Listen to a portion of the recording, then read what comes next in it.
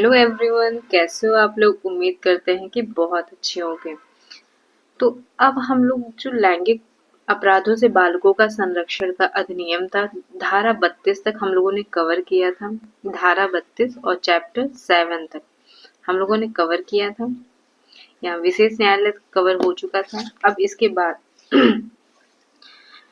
धारा 8 पढ़ेंगे, जो हम लोग 7 में पढ़े थे विशेष न्यायालय के बारे में। अब उसकी प्रक्रिया के बारे में और जो विशेष न्यायालय को शक्तियां दी गई हैं और साक्ष्यों का अभिलेखन कैसे किया जाएगा उसके बारे में पढ़ना है। तो इसमें धारा 33, 34, 35, 36, 37 और 38 ये आपको 6 धारा कवर करनी है धारा 8 में।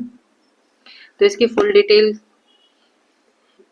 फुल डिटेल में समझने के लिए चलते हैं इसके प्रोविजन पर। उसके पहले अगर अभी तक हमारी जितनी भी वीडियोस अपलोड हुई हैं अगर पसंद आती हो तो प्लीज़ वीडियोस को लाइक करिएगा, चैनल को सब्सक्राइब करिएगा और अगर यूजफुल लगता हो तो अपने फ्रेंड सर्कल में भी शेयर करिएगा। तो अब स्टार्ट करते हैं हमारे चैप्टर 8 के प्रोविजंस की। हाँ, तो फाइनली यहाँ आपका चैप्टर 8 का प्रोविजन आ गया है। चैप्टर 8 आपका ये है और चैप्टर 8 का नाम क्या है? विशेष न्यायालयों की प्रक्रिया और उसकी शक्तियां तथा साक्ष्य का अभिलेखन।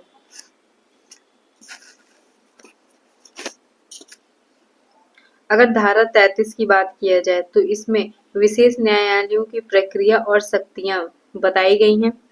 इसमें यह भी बताया गया है कि आपको ऐसा एक्ट करना है जिससे बालक के मेंटल और फिजिकल इशू ना हो, वो अपना मेंटल स्टेटस उसका ना बिगड़े। इन सब चीजों को मैनेज किया गया है। चलिए स्टार्ट करते हैं इसको पढ़ना।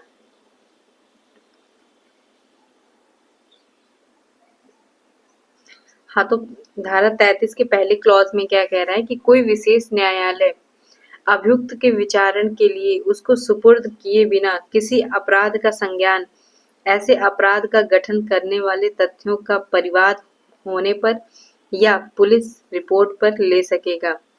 ये 2 कंडीशन बताया है कि अभियुक्त का विचारण कैसे शुरू होगा। तो या तो उसके परिवाद पर शुरू हो सकता है और या फिर पुलिस रिपोर्ट कहीं की गई होगी, उस माध्यम से इसका विचारण शुरू किया जा सकता है। तो अगर 2 की बात करें तो यथा स्थिति, जैसी स्थिति हो, विशेष लोक अभियोजक, वहां जो एडवोकेट होगा जो उस केस को लड़ेगा उसको एक विशेष लोक अभियोजक कहा गया है। या अभियुक्त के लिए उपसंजात होने वाला काउंसिल, जो एक बालक के साइड से है वो अभियोजक, या अभियुक्त के लिए उपसंजात होने वाला काउंसिल जो अभियुक्त ने जिसको हायर किया है वो एडवोकेट, बालक की मुख्य परीक्षा, प्रतिपरीक्षा या पुनः परीक्षा अभिलिखित करते समय बालक से पूछे जाने वाले प्रश्नों को विशेष न्यायालय को संसूचित करेगा, जो क्रम से उन प्रश्नों को बालक के समक्ष रखेगा।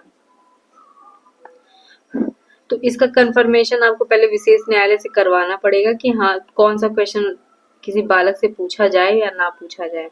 तो पहले विशेष न्यायालय को बताएंगे तब जाकर के वो बालक के समक्ष वो क्वेश्चन रखा जाएगा। और तीसरी बात करें तो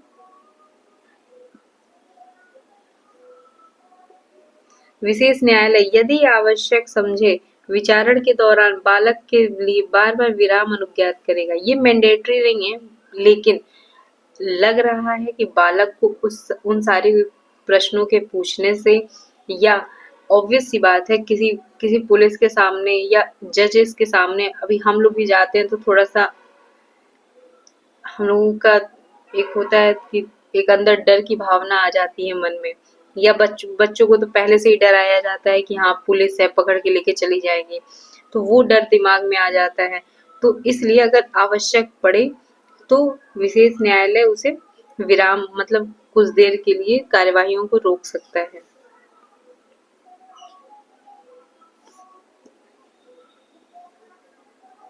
सब क्लॉज 4 की बात करें तो विशेष न्यायालय बालक के परिवार के किसी सदस्य, संरक्षक, मित्र या नातेदार की जिसमें बालक का भरोसा और विश्वास है, न्यायालय की उपस्थिति में अनुज्ञात करके बालक के लिए मित्रता पूर्ण वातावरण सृजित करेगा। यहाँ पे भी देखिए बालक को थोड़ा सा प्रोटेक्ट किया जा रहा है कि मतलब बालक थोड़ा प्रेशर में ना आए, वो आराम से हर चीजों को डील करता जाए। उसके लिए एक इन्वायरमेंट क्रिएट किया जा रहा है कि उसके आगे पीछे वो हर जगह उसको अपने जान पहचान वाले लोग दिखें, जिससे वो घबराए नहीं, या अगर उसके अंदर कोई डर हो, फियर हो किसी चीज का, तो वो उन सब चीजों को डील कर ले जाए कि हाँ मेरे सामने मेरे माँ है, मेरे पिताजी हैं, या मेरे ऐसे रिलेटिव हैं जिन पर मुझे पूरा भरोसा है। तो वो थोड़ा सा फ्रेंडली इन्वायरमेंट क्रिएट करेंगे। अब अगला देखते हैं 5 में, विशेष न्यायालय यह सुनिश्चित करेगा कि बालक को न्यायालय में साक्ष्य देने के लिए बार बार नहीं बुलाया जाए। इसका सीधा सा मतलब है कि बालक को अगर बार बार बुलाया जा रहा है तो वही सब चीजें वो बार बार फेस करेगा। एक बार 2 बार तो चीजें हैंडल कर सकता है, लेकिन बच्चा ही तो है, उसके माइंड में बुरा प्रभाव पड़ेगा। इन सब चीजों का ख्याल रखते हुए एक कुछ टाइम के लिए बुलाया जाएगा, उसको बार बार परेशान करने वाला काम नहीं किया जाएगा। धारा 6 की बात करें, विचारण के दौरान आक्रामक या बालक के चरित्र हनन संबंधी प्रश्न पूछने के लिए अनुज्ञात नहीं करेगा और यह सुनिश्चित करेगा कि सभी समय बालक की गरिमा बनाए रखी जाए। तो मतलब ऐसे क्वेश्चंस नहीं पूछेगा, एग्रेसिव क्वेश्चंस नहीं पूछेगा, और बालक के कैरेक्टर से रिलेटेड ऐसे क्वेश्चन नहीं पूछेगा कि जिससे उसकी चरित्र हानि होती हो। तो इन सब बातों का भी ध्यान रखा जाएगा और बालक की गरिमा को बनाए रखना है। और 7वें की बात करें तो विशेष न्यायालय यह सुनिश्चित करेगा कि अन्वेषण या विचारण के दौरान किसी भी समय बालक की पहचान प्रकट नहीं की जाएगी। आप लोगों ने ऐसा पहले भी पढ़ा था, इसको आप अगर इंडिकेट करना चाहो तो इस सेक्शन में हम लोगों ने ये चीज पढ़ी थी, सेम यही बात कहा गया था। तो आप लोगों ने अगर पहले की वीडियोस नहीं देखी है तो आप जा करके देख सकते हैं। धारा 23 जिसमें पढ़ाया गया है उसमें ये बातें आई हैं, या फिर आपके पास बेयर एक्ट हो तो आप वहां पे भी देख सकते हैं। अब अगली बात करें तो यहाँ पे देखिए एक प्रोवाइजो है, परंतु ऐसे कारणों से जो अभिलिखित किए जाएं, विशेष न्यायालय ऐसे प्रकटन की अनुज्ञा देगा। इसका तात्पर्य यह है कि अगर बालक के हित में कोई भी कार्य करना है, अगर उसकी पहचान बालक के हित में प्रकट करनी है, तो वह विशेष न्यायालय ऐसी परमिशन दे देगा कि ठीक है आप कर सकते हैं। और यहाँ पे एक स्पष्टीकरण दिया है, बालक की पहचान में बालक के कुटुंब, विद्यालय, नातेदार, पड़ोसी की पहचान या कोई अन्य सूचना जिसके द्वारा बालक की पहचान का पता चल सके सम्मिलित होगा। बालक की पहचान में उसके परिवार के बारे में, वह कहाँ पढ़ता है, उसके रिलेटिव के बारे में, उसके पड़ोस में रहने वाले लोगों के बारे में, या कोई ऐसी सूचना जिससे बालक का पहचान हो सके, ऐसी चीजें इन्वॉल्व होंगी। सब क्लॉज 8 की बात करें तो समुचित मामलों में विशेष न्यायालय दंड के अतिरिक्त बालक को कारित किसी शारीरिक या मानसिक आघात के लिए या ऐसे बालक के तुरंत पुनर्वास के लिए उसको ऐसे प्रतिकर के संदाय का निर्देश दे सकेगा जो विहित किया जाए। समुचित मामलों में, जैसे कुछ मामलों में विशेष न्यायालय दंड के अतिरिक्त, मतलब जो ऑफेंस किए हैं उसका पनिशमेंट तो मिलेगा ही मिलेगा, लेकिन उस कार्य से उस बालक को शारीरिक या मानसिक आघात हुआ हो, मतलब चोट पहुंची हो, उसके मेंटल और फिजिकल उसको चोट पहुंची हो, या ऐसे बालक के तुरंत पुनर्वास के लिए, तुरंत पुनर्वास का मतलब होता है कि जिस मेंटल स्टेटस में वो पहले था, जब उसके साथ ऑफेंस नहीं हुआ था उसके पहले वो जैसे था वैसे उसको माइंडसेट करने के लिए प्रतिकर दिलवाया जाएगा। मतलब दंड तो रहेगा ही, दंड के साथ साथ प्रतिकर भी दिलवाया जाएगा। और सब क्लॉज 9 की बात करें तो इस अधिनियम के उपबंधों के अधीन रहते हुए विशेष न्यायालय को इस अधिनियम के अधीन किसी अपराध के विचारण के प्रयोजन के लिए सेशन न्यायालय की सभी शक्तियां होंगी। ये शक्तियों की बात कर रहा है। तो सेशन न्यायालय इक्वल टू स्पेशल कोर्ट, ऐसा समझ सकते हैं। जो सेशन न्यायालय को पावर रहेगी वही स्पेशल कोर्ट को भी पावर रहेगी, और ऐसे अपराध का विचारण ऐसे करेगा मानो वह सेशन न्यायालय हो, और यथाशक्य सेशन न्यायालय के समक्ष विचारण के लिए सीआरपीसी विनिर्दिष्ट प्रक्रिया का अनुसरण करेगा। पॉक्सो में जो प्रोसीजर दिया गया है उसको तो फॉलो करेगा ही, लेकिन जो भी सीआरपीसी में भी प्रोसीजर दिया गया है उसको भी वह अप्लाई करेगा, और जो सेशन कोर्ट है उसको वह, जो स्पेशल कोर्ट है उसको वह सेशन कोर्ट मान करके उसका ट्रायल किया जाएगा। तो अब चलते हैं धारा 34 में। बालक द्वारा अपराध किए जाने और विशेष न्यायालय द्वारा आयु का अवधारण करने के मामले में प्रक्रिया। जहां इस अधिनियम के अधीन कोई अपराध किसी बालक द्वारा किया जाता है, अभी तक तो था कि किसी व्यक्ति द्वारा कोई ऑफेंस किया जा रहा है तो उसको 3, 5, 7, 9 में ऑफेंस के बारे में और इसके आगे के सारे सेक्शंस में इसकी पनिशमेंट के बारे में दिया गया था। लेकिन यही अगर किसी बालक द्वारा किया जा रहा है ये सब चीजें, तो वहां पर यह जेजे एक्ट लागू होगा। जेजे एक्ट के उपबंधों के अधीन कार्यवाही की जाएगी। अगर आप लोग जेजे एक्ट पढ़े होंगे तो आप लोगों को पता होगा, अगर नहीं पढ़े हैं तो आगे की सीरीज में हमारे जेजे एक्ट के बारे में और भी ऐसे कई एक्ट्स के बारे में आपको नॉलेज मिलती रहेगी। तो चैनल पर आपको बने रहना है और चैनल को थोड़ा सा सपोर्ट करना है। ओके, चलिए फिर आगे बढ़ते हैं।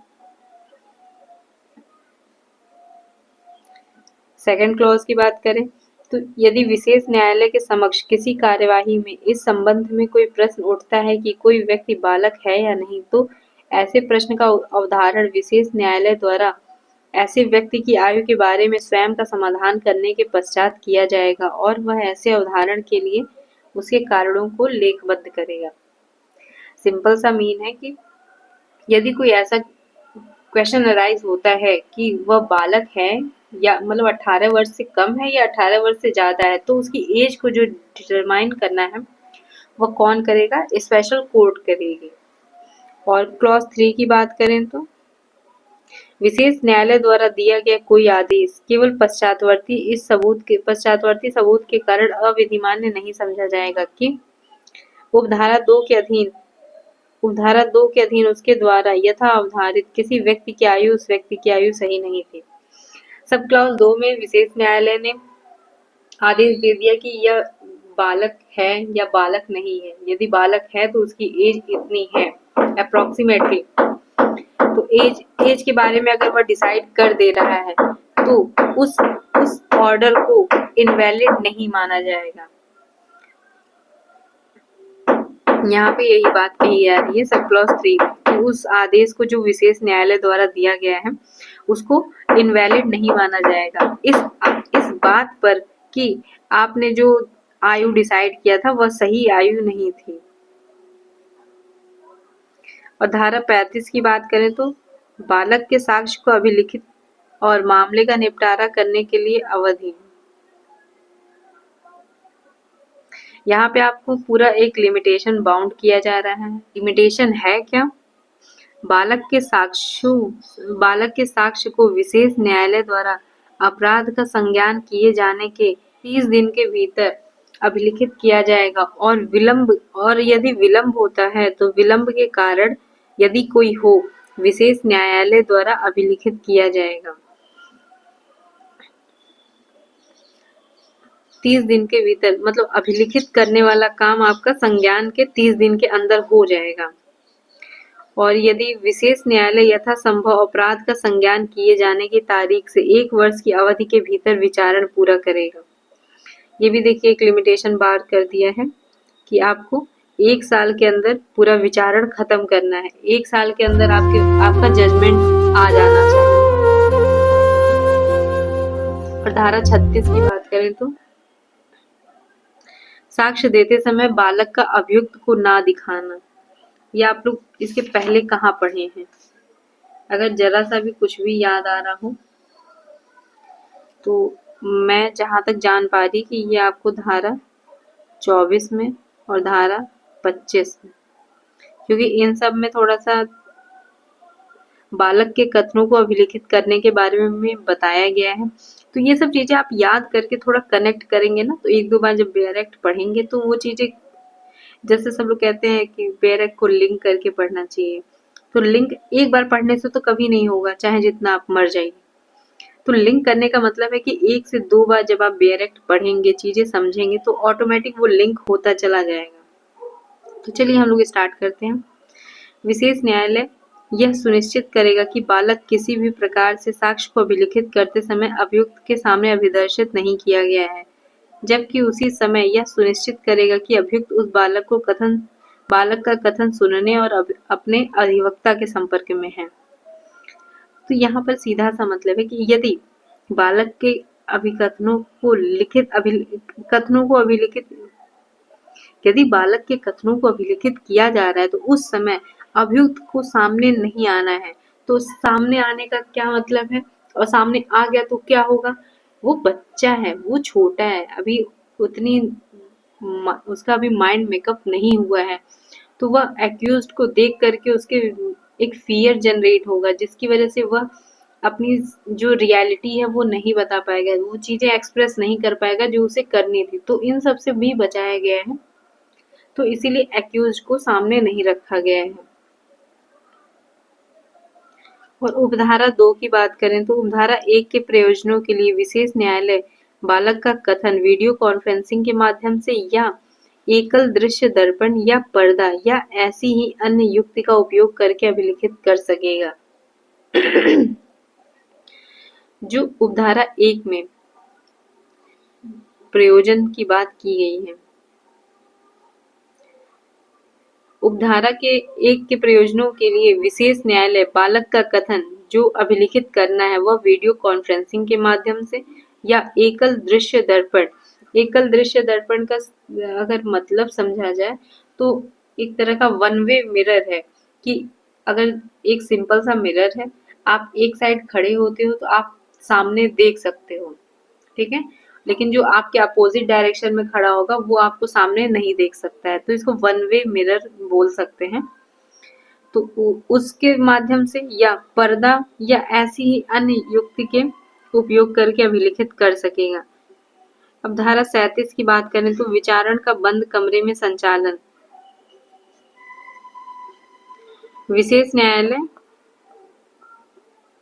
विशेष न्यायालय मामलों का विचारण बंद कमरे में और बालक के माता-पिता या किसी अन्य व्यक्ति की उपस्थिति में करेगा जिसमें बालक का विश्वास या भरोसा हो। इसका एक प्रोवाइजो है, परंतु जहां विशेष न्यायालय की यह राय है कि बालक की परीक्षा न्यायालय से भिन्न किसी अन्य स्थान पर किए जाने की आवश्यकता है, तो वहां इस सीआरपीसी के उपबंधों के अनुसरण में कमीशन निकालने की कार्यवाही करेगा। या तो वह उसका प्रोसीजर सारा जितना भी ट्रायल होना है, या तो वह किसी कोर्ट में होगा जो कि बंद कमरे में होगा, और यदि वह कोर्ट में भी कंफर्टेबल फील नहीं कर रहा है या ऐसी चीजें हैं कि वो मैनेज नहीं कर पा रहा है, डील नहीं कर पा रहा है वहाँ के सिचुएशंस को, तो वहां पर विशेष न्यायालय यह आदेश देगा कि इनकी परीक्षा न्यायालय से भिन्न किसी ऐसे स्थान पर की जाए जहां पर वह थोड़ा कंफर्टेबल फील करता हो। और इसके लिए क्या करेगा, सीआरपीसी की धारा 284। अब इसकी जो धारा है ये आप लोग कमेंट करके बताएंगे कि बीएनएस की धारा कौन सी है कमीशन जारी करने की। तो कमीशन जारी करेगा, और कमीशन जारी करना होता क्या है, ये आपको जब बीएनएसएस या सीआरपीसी से कंपैरिजन करके पढ़ाया जाएगा तब बताया जाएगा कि हाँ कमीशन जारी करना क्या होता है।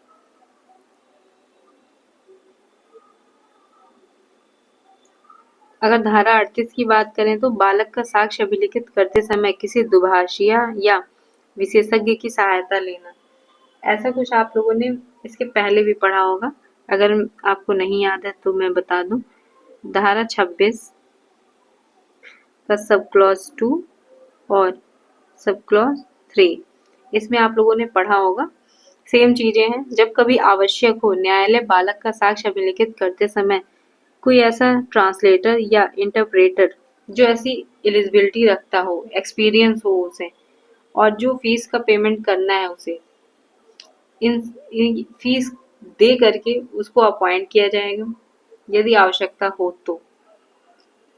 और सेकंड है, यदि बालक मानसिक या शारीरिक रूप से निःशक्त है तो क्या करेगा, विशेष न्यायालय बालक का साक्ष्य अभिलिखित करने के लिए किसी विशेष शिक्षक या बालक से संपर्क की रीति से सुपरिचित किसी अन्य व्यक्ति या उस क्षेत्र में किसी विशेषज्ञ जो ऐसी अर्हता अनुभव रखता हो और फीस के संदाय पर जो विहित किया जाए सहायता ले सकेगा।